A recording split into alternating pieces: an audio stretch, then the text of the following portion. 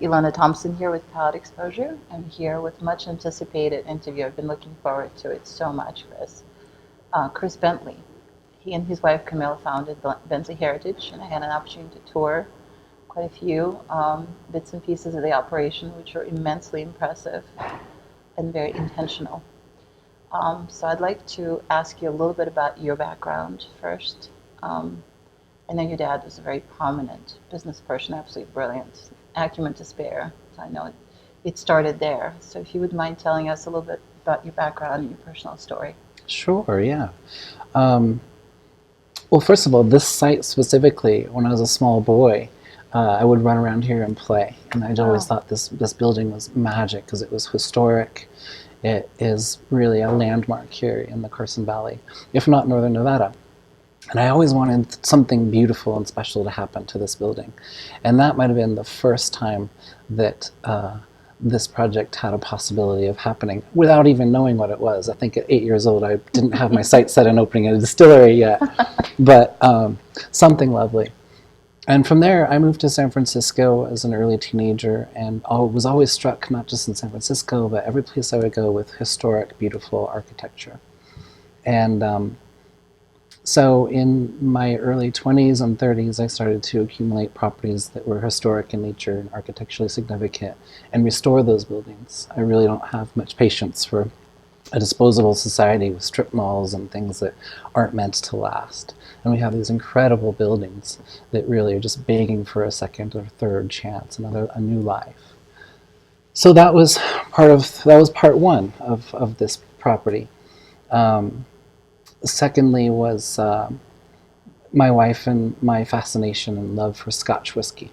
We love single malt Scotch whiskey, and we love Scotland, and we travel there quite frequently. We were married there, and really got into the history of it and the art of making it, and really wanted to create something here in the United States that was of equal character and quality.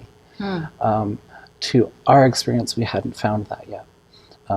Japanese single malt whiskeys, we're doing that at a beautiful level. There's some fantastic Japanese whiskeys out there. I actually discovered Japanese whiskey at a bar in Mexico City, which is kind of a fun adventure. And so we knew it could be done, and we wanted to do it properly. So we sort of merged the idea of this historic the saving of this building and the restoration of it with putting a single malt whiskey distillery in the U.S. and making it a destination. So that is kind of the very early part of this as the brainchild for it. So you had amazing bones. You had the land, you had the water rights, but building a distillery, a world-class operation, it's a whole other undertaking. So I'm assuming you galvanized a lot of talent to help you execute your vision. Absolutely, yeah. I knew very little about the process of making single malt whiskey. I was more on the consumer end, and we definitely needed that expertise in hand. So we looked far and wide for some of the best people that we could and bring them on early as consultants and employees to help us really design this from the ground up. Camille and I, with our architecture firm, did it aesthetically, and we really used a winery more as a model, because wineries are beautiful places to go, and they have a great focus on visitors coming and having a whole experience, tours and tastings. And until very recently, that's not been how distilleries are run or certainly built. So we wanted that, and we were successful in doing that only because of the incredible team that we were able to put together. And they've been, I think you met Johnny, our head distiller, and Ryan. They've been with us from the day one and helped design this whole facility from a functional standpoint, and then implement that with the aesthetics that we wanted for it, both in the public house and also on the distilling floors.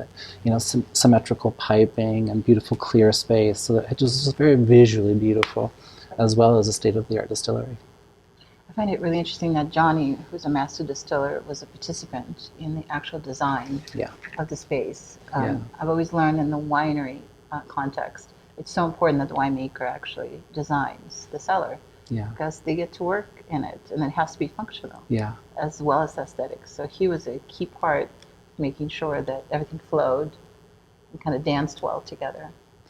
Yeah, he most certainly was. And we came to meet him because of his expertise and reputation in the industry, but once we met him, we gelled on a personal level. And he's just such a wonderful soul with a good heart, and he cares about all the right things. So we became fast friends, and he was very enthusiastic about the project, and yeah, was part of designing it from the ground up, which has been great fun. And he's here today as our master distiller and an invaluable part of the team. He used the word serendipity, and I feel that it's so fitting. Everything kind of came together. Absolutely. And you've scaled quite quickly in terms of equipment. I know you've been buying bigger and bigger pieces of beautiful machinery. They're just so sexy. I'm sorry, but stills are. Well, it's supposed to be. Yes. Yeah. So that's deliberate. You really want to create an operation that's fully vertically integrated, but also the capacity that would allow you to produce all kinds of things, right? Absolutely. Initially, this was only going to be a single malt whiskey distillery. That was our single vision. But as we got into the project, after Johnny became involved, we decided that we also wanted to make other spirits, because I enjoy gin very much. We wanted to make some liqueurs. And our vodka, Camille is a vodka drinker. But to do that, we wanted to do it at the same level as our whiskey, and we couldn't compromise anything. So we couldn't be making all these spirits on one still, which is what maybe a craft distillery might be doing. And we are not a craft distillery. Our scale, as you mentioned, is much larger than that. But we're also not one of the huge distilleries in the world or country. We're modest in that type of scale. So we set out to build basically a second distillery, which is over in the Creamery building. And those stills are all designed for a specific type of spirit, as are single malt whiskey stills, which were hand-forged copper from Scotland, from the Forsyth Company, 5th generation copper workers, and just tremendous heritage and history there. What is your artistic vision look like? I know you were inspired in Scotland. It was obviously delicious and it really appealed to your palate. So when you set out to build your own brand, what was in your mind? What did you want to achieve? It had to stand apart in every way possible, because distilleries are popping up right and left. Indeed. And unfortunately, a lot of them they're either on a shoestring budget, or they compromise something, quality in some way or another. And we knew to be successful, we couldn't compromise anything. Everything from the estate aspect of growing our own grains, choosing those grains, and processing them ourselves, to the distillation, the quality of the stills and the facility, and of course the people who run it. As whatever business you're in the people business, and you're only as good as your people. So we couldn't compromise on that. We wanted the best, and they also had to gel culturally and create a family, which we have here. Down to your final product, to your bottling. So we've designed all of our bottles custom so that they're beautiful, they stand out on the shelf, and the quality of the spirit inside reflects every aspect of that as well. So it's not just one thing or another. It's not just great packaging or just a great product or just a beautiful facility. It had to be all of that. It seems to me that there's a lot of cohesion in the way you approach things, and a lot of attention to detail, which are hallmarks of a very thoughtful approach as a business person. Tell me a little bit about where that came from in you. It just came from the things in life or products that I appreciate myself. I'm a big Apple computer fan. And I love the thought that goes into a product that Apple designs. It's beautiful, it's elegant, it works, it's functional. And if you read about how that happened, there was tremendous thought put into that. Tesla cars, I mean, I could go on and on and on. Yeah. So basically, I took the example of other things out there in the world that I appreciate the design and thoughtfulness of, and tried to keep all of that in mind. And those are why those products are successful. I only know how to do things at the very best. I'm not the person to do something that might make a lot more money in the end, like a concrete tilt-up building in a field and just throw some stills in. I wouldn't know how to do that. And it wouldn't be fun at the end of the day. I want something that I can bring people in, the public, and show them and be very proud of. Uh, so this is a really important value that you hold. You want to create value. Yeah. And value is not about the price. Value is really about what you receive as a result, experientially. Is that accurate? Is it something that... Absolutely. Yeah. When we built this, certainly our goal is for it to be a successful business, but that was not the first thought that we had, was to make money. The first thought we had was to make something of the best quality that we possibly could. And if you do that, then the business will follow. And we're not at the scale yet where we're attaining that. We will. We're just growing. We're just a year old now. But that is my philosophy. If you build it, they will come. And if you build it really properly, then they'll come and really appreciate it. You know, it's good to know. It's good to know that the old adages hold just as much value today as they ever have. Especially when, like you mentioned, a crowded space and so much marketing language surrounding craft distilleries, which often can be confusing to the consumer because everyone is calling themselves artisans. Mm-hmm. Use the word sustainable and very interchangeably. You're really an example of putting your mouth where the money is, so proverbially. It's very evident, even if you just touch a surface a little bit. In the case of an average person that may be able to come here and experience it, it becomes immediately apparent that this is something that's very, very important to you personally and to you as a leader of a brand. Yeah. And from the consumer perspective, when they see your product on the shelf, it's a very beautiful bottle. You guys obviously will see it. How do you want to be perceived? What do you want people to think about when they see a bottle of your spirits? I want people to be fascinated by it, to be captivated. I want them to appreciate the physical artistry in the bottle, how it's presented, and then I want them to want to open it up and try it, because that's what it's all about at the end of the day. If you have a beautiful bottle and what's inside isn't worth it, then you're just wasting your time. Yeah. So we want to entice people in every way we have available, in appearance, in presentation, in our facility, to try our spirits, because we're working very hard to make them the best in the world. How involved are you in the tasting aspect of it? Of course, you have a master distiller that makes key decisions, but when it comes to the palatal aspects, how engaged are you? 100%. I mean, that's the passion, right? So basically we took a number of spirits already on the market that I personally enjoy very much, that I think are quality, they're doing it right, and we kind of use that as our benchmark. And we didn't set out to copy them, but we used them as an example.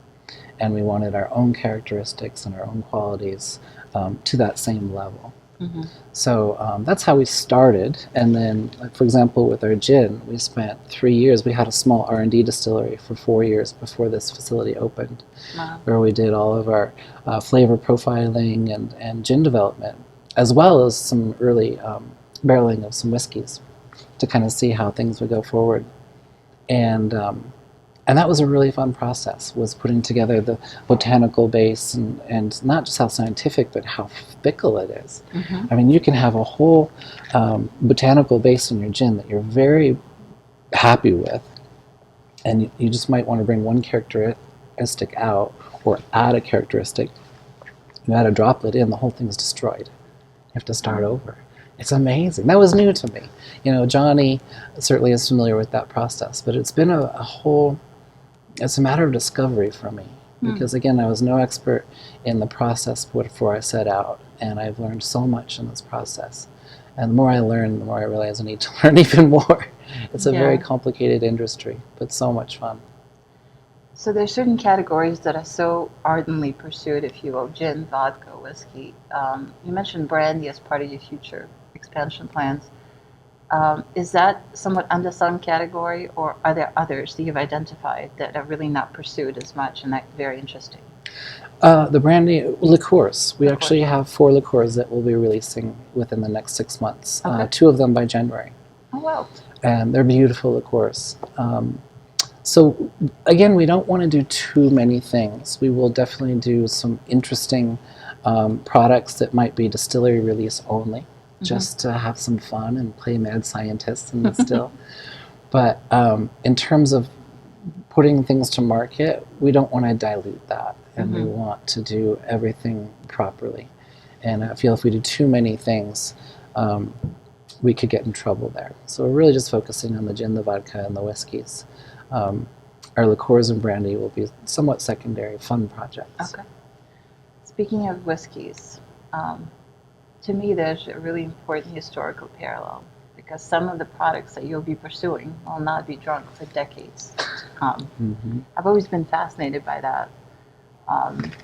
Wines, of course, age, good wines age very well. But whiskeys is a whole other ball game when it comes to aging. Yeah. Tell me about that. Tell me about your perspective on it. That always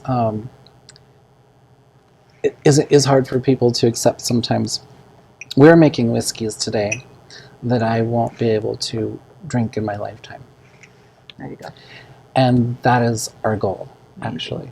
So we're making it for future generations. Now, we will have some that I'll be able to enjoy in my lifetime, and I'm excited for that. We won't release a whiskey until it's ready. We won't rush it. That's the biggest mistake so many distilleries make, is they release something too young and it's not ready. We'll never do that. But of course we have a luxury not to do that. We want 20, 30, 40-year-old single malt whiskeys. Wow. And you have to be patient for that. So our 40-year whiskeys, or 30-year whiskeys probably more realistically, we call in-house, those are our deathbed whiskeys. When they're plugged into the machine, it's like, all right, now's the time, break out a dram. Wow. It must be fascinating to create something that someone else will enjoy so much that it's almost like paying forward. It's tapping into somebody's future and touching it virtually. Yeah, it really is. Toured many whiskey distilleries, most of them in Scotland, and met one of the head distillers at one of my favorites over there. And he was so kind and humble, and he'd been working there for 40 years and moved his way up the ranks, and he's now master distiller. And he said the same thing. He's making whiskeys, and has been for the last 10 years, that he'll never be able to enjoy. Now maybe a little bit from the barrel, but in terms of the actual finished product, he won't be able to enjoy. And that made quite an impression on me.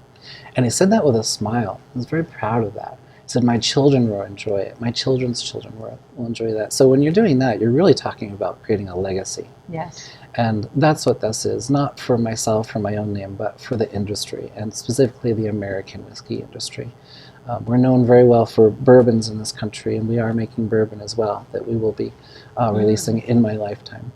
And they're wonderful. But in terms of the single malt whiskeys, it's a legacy for the industry, and to really put something profound forward from the American effort. We're a young country, but we do have history. And you said something really interesting in the beginning of the conversation. Why aren't we embracing that history and highlighting it and showcasing it? Why are we rushing towards the newest and the shiniest? Yeah. And New Life's work is very involved in that. Tell me, I know you love architecture, but where did it come from? Like the execution of what was in your mind?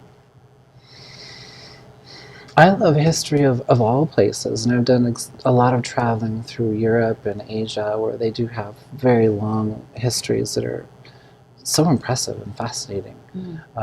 Yes, this country does have great history, and our Native American history goes just as far back as European histories, and it's really wonderful, and it's something that's kind of glossed over, but it's always fascinated me.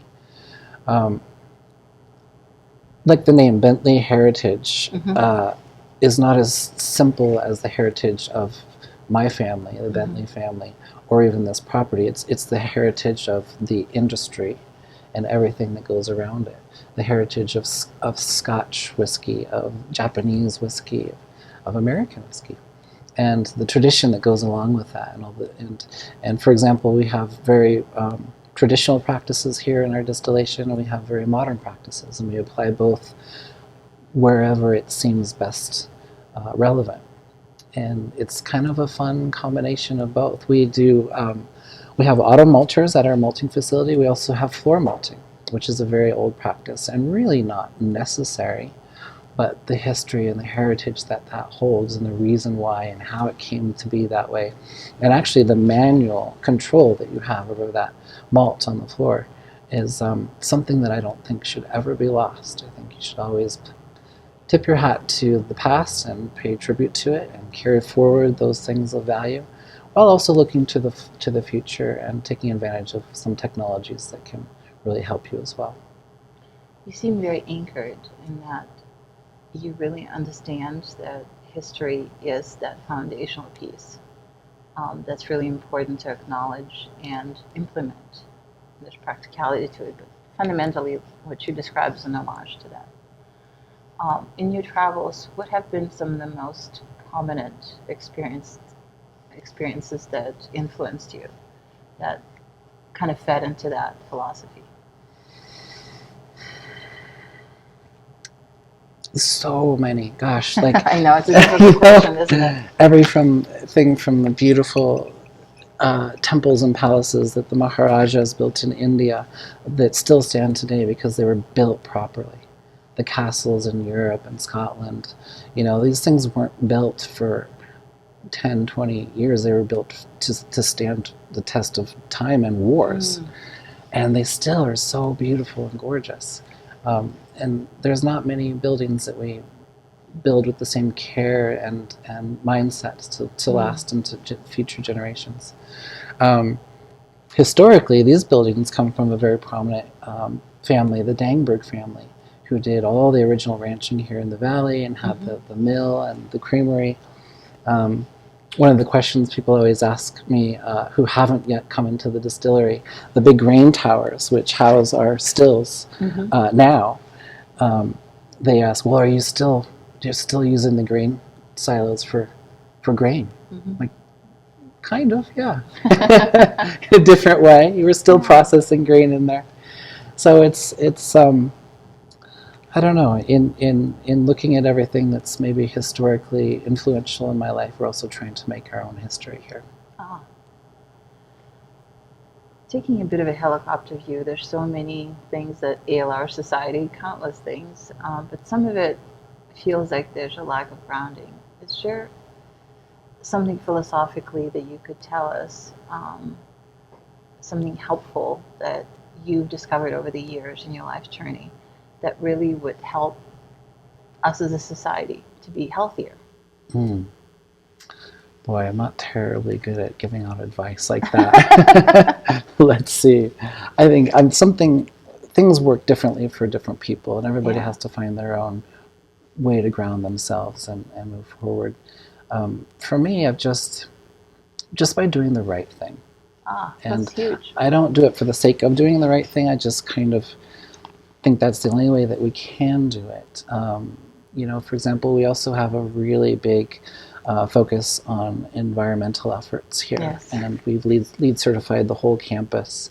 We have heat reclamation. I'm sure Johnny took you through all the efforts that we've done here, from reusing of materials here and restoring this building.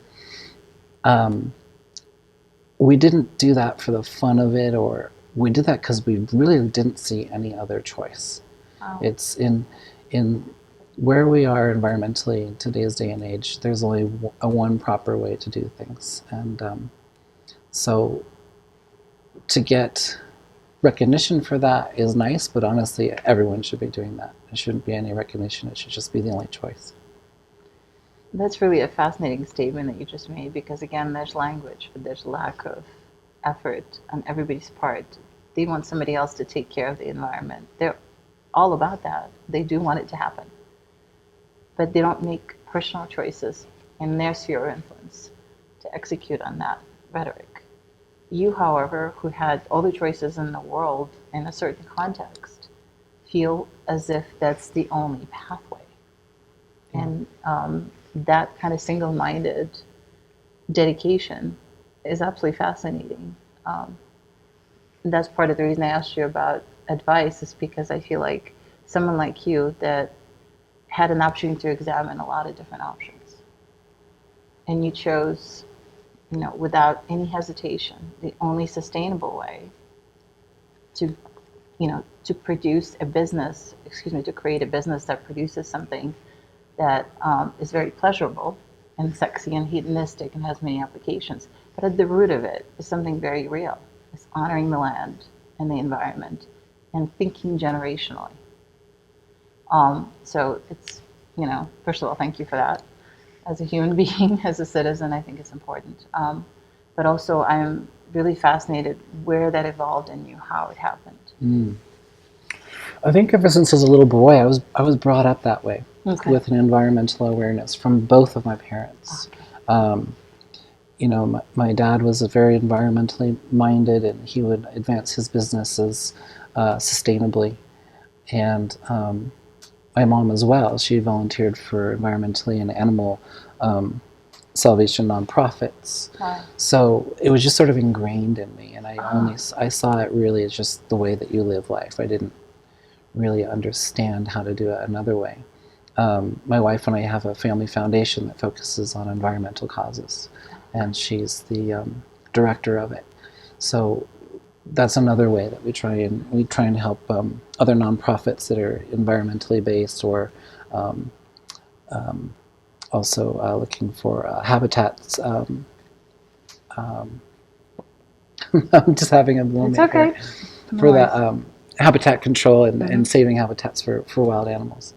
And that's been really fun too, and we get a lot of new ideas because when we travel around the world. We've been going to Africa a lot recently, looking at conservations that are sadly, these conservations, they have to have small armies because they're protecting elephant and rhinoceros from poaching. Okay. And but you go in, you see this militant effort, you see a conservation effort, you see habitat, and the effort is massive and it's very expensive, but it's sad that that's what it's come to, but it's refreshing to see people wildly passionate about that and so excited about it, and how many rhinoceros that they've not only saved, but now they're starting to breed and the populations are starting to grow in these conservation areas. Kind of makes you feel good, and you go back to your own world and what you're doing, and you're saying, well, we can continue on. You can fight the good fight. A lot of us will never encounter a rhinoceros or have an opportunity to travel to other continents, but despite that, we're very interconnected, whether we're able to act on it or aware of it. We are world citizens. Yes.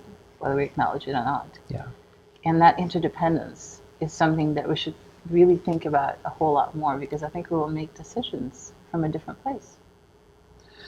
It would help people make decisions from a different place, absolutely, to see that the importance of that. And as some of these species die out and some of these environments start to decline, we have desertification happening right now at an alarming rate around the world. Things absolutely must change for us, and I'm a firm believer in that.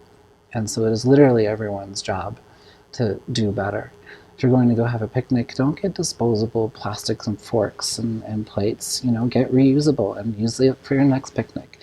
Simple little things like that. Here at the bar, we have nothing disposable. All of our toothpicks and our straws are all copper washable, and we sanitize them and reuse them. And customers come in and they see that and they notice that, and I can see in their eye, they're like, "Gosh, I could do better at home," and that's kind of nice to inspire people to do that.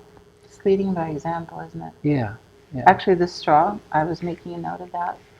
I haven't seen the short version of it, just the long one, but I will go out and get some. We had to look hard for the short ones, but they're there. I'm going to need to ask you. We'll communicate, but these are actually, because it's cold, the drink is so much more enjoyable. So That's actually, right. you get a benefit. It actually improves the drink, doesn't it? Yeah. So that's a little discovery every day. Yeah.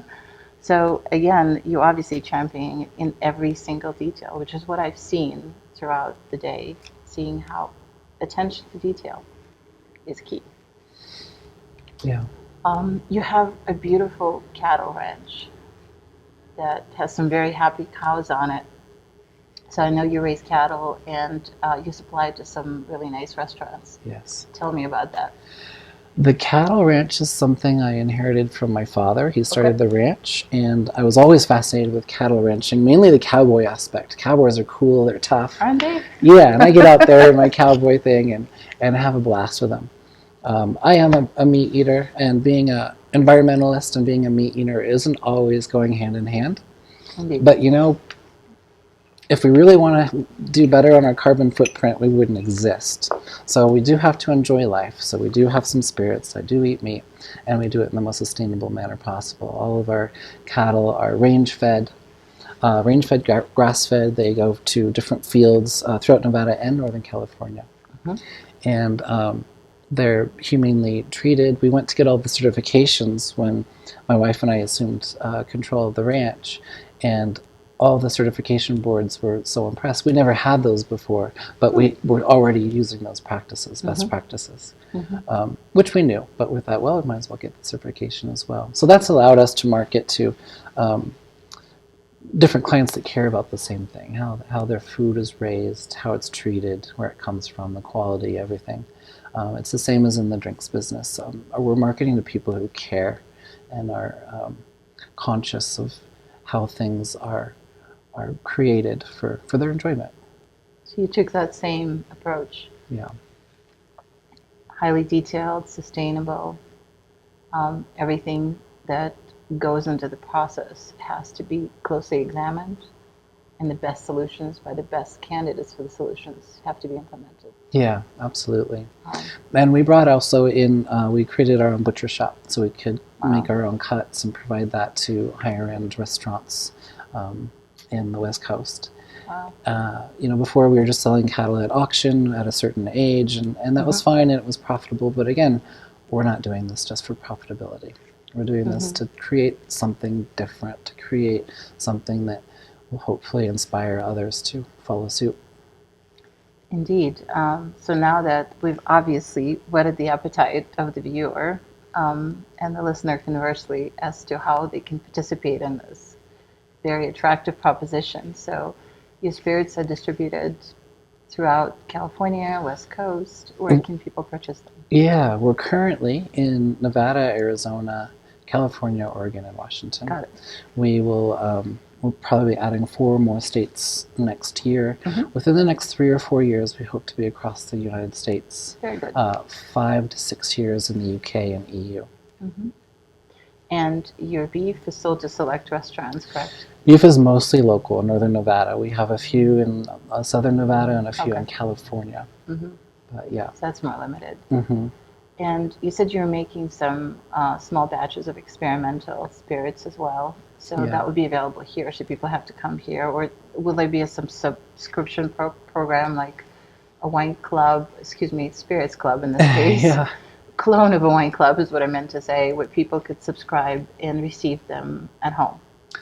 Yes, we are Good. currently working on developing that club. It's one thing at a time, and we want to do it right. Also, as you know, in the alcohol industry, there's a lot of laws in place. And it differs state to state, and it differs federally, and sometimes those laws don't coordinate with one another.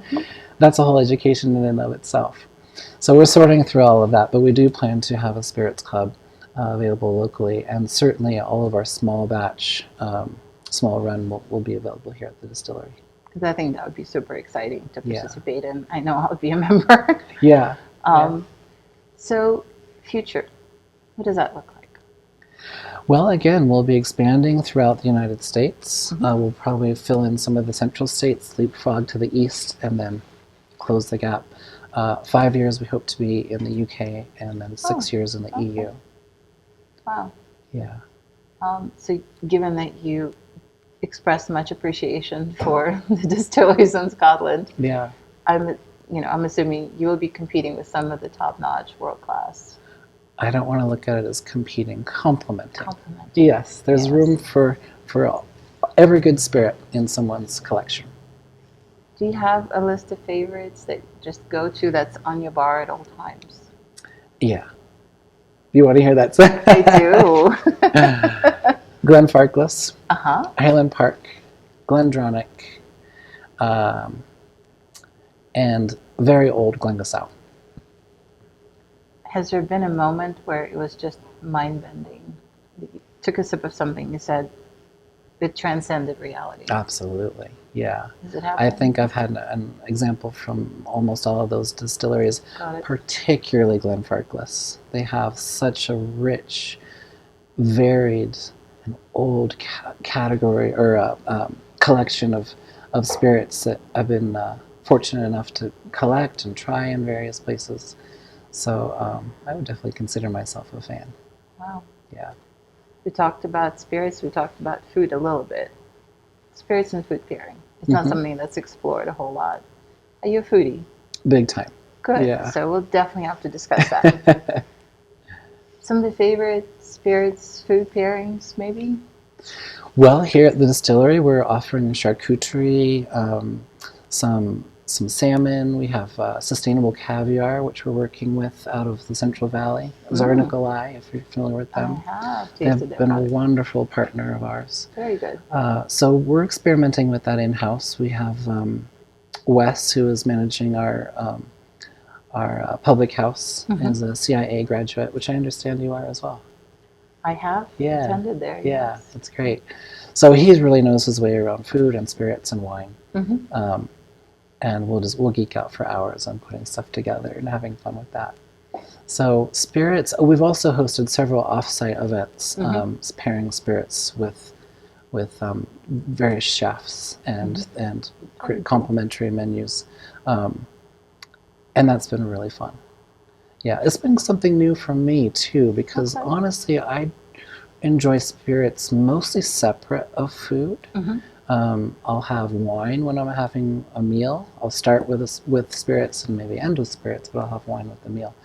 But now we're sort of learning how to put that together, and it's been great fun. Negroni is a great cocktail to enjoy with food. Yes, it is. Yeah. So versatile.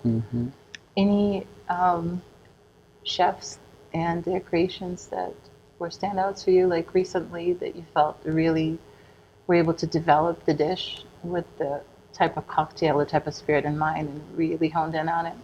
Yeah, actually, there's a local chef, Mark Este, who does a wonderful job of doing that. We've done several events with him, and he and Lucas work together in pairing food with spirits and cocktails, and we'll introduce the plate along with the spirit and the cocktail and how and why we think that works together, which has been really fun. So we're doing that on a local end. And then there's several chefs, of course, just throughout the world that I'd love to work with, and we'll get to them. I'm really excited about that. I'm a fellow foodie. And this emerging culture of cocktail and food pairing, when it's done well, it's ethereal. When it's not really. It's kind of a bit disjointed. And I know if there's someone that can do it right, it has to be you. So I'm going to stay abreast of where you take this particular space, because I think it's very unexplored. Yeah. I know you have a partnership with a very famous mixologist. I was a Food Network fanatic for years. Yes. Tony Bourguignon, of course, the famed. Great personality as well as skill set. It's heart of gold. Yeah. How did that come about and evolve? How did you meet? We had someone on our team who knew Tony and invited him up before we opened to tour the facility. We were going to taste him on our products, which were developed then but not in full production yet. And he did so, and I met him for the first time. This was a little over a year ago now. And we just clicked. He's just such a sweet soul, very knowledgeable about spirits and food, and very passionate about it. And I think passion is it's 90% of everything, really. And we had a lot of fun, and we've become great friends. We're both Knights hockey fans, so I see him all the time down for Knights games. Nice. Yeah. In fact, I attended a cocktail class he had in Las Vegas 3 weeks ago. Oh, very cool. He was making holiday-themed cocktails and pairing food with it, and it was, of course, Tony did. It was very successful. You seem to attract all the right people. Having met your team, there's no doubt in my mind that people kind of gravitate towards you because they feel very empowered. And you mentioned that you're in the people business, so I want to finish this lovely discussion on you expressing your thoughts about that, because I think at the end of the day, the human aspect is paramount to everything. It absolutely is. I mean, the spirits industry, it's a fun industry. It's kind of the point of it, to have fun. And people, it's always brings to mind of, festive occasions, relaxing occasions, but always usually happiness if you're doing it right. And so first of all, people in the industry are usually a fun group of people. They're in it for the same reasons. They're having fun. And then, of course, you get the people that really care and want to do it properly and want to create something of quality that will last and stay in people's memory and heart. So, again, leading by example, I think if you're able to demonstrate and show to people that you're doing something, you're having fun doing it, you're doing it the right way, and you care very much, the right people want to get involved from the beginning. And you usually have like hearts and minds. So it very quickly doesn't become that difficult to connect with the right people and create a wonderful family moving forward in the right ways. And I also, you were mentioning like going in competition with some of my favorite Scotch whiskies. I don't really see it that way because, I have Scotch whiskies from all these different makers and I enjoy all of them for different reasons, different characteristics. And there's room for all of us there. And so I just see us joining a nice crowd of producers doing the right thing already, and we just want to be part of that. We want to play too. Tideless sailboats. I love that mentality. Yeah. And I think it's so healthy and so wonderful as a motto in your life. Don't worry about your little slice. Expand the pie. Yeah. Include other people. Share your vision. Be collaborative. Yeah, absolutely. The keys to happiness, I think, is pretty much within reach to most of us. It's just acknowledging what it takes to actually get there. Absolutely. Yeah. So I use as an influence, different inspirations from around, and not all in the spirits industry. Most of them not, actually. Elon Musk, I'm a big electric car fan. I drive a Tesla. And Elon's goal with that company is not to win or be the market leader. His goal is to move the entire industry over to electric vehicles. And he would be thrilled if every vehicle manufacturer was making electric within a year or two. And that's his goal. And he's just doing it to further and advance human society. And that's the right attitude. And by doing it that way, Tesla is a market leader. They are very successful. And you just try and mimic that in whatever industry you're in. I think that's phenomenal life advice. Not only your spirits are delicious, and not only every single employee of yours that I met is full of passion, but also gratitude because of where they get to come to work every day and what they get to be a part of. But I think you've given us a lot of opportunity to think about how we can implement those same philosophies in our lives. And for that, I'm very thankful. Well, thank you. Thank you for recognizing that. We have a lot of fun around here. It feels that way. Yeah. Cheers. Cheers.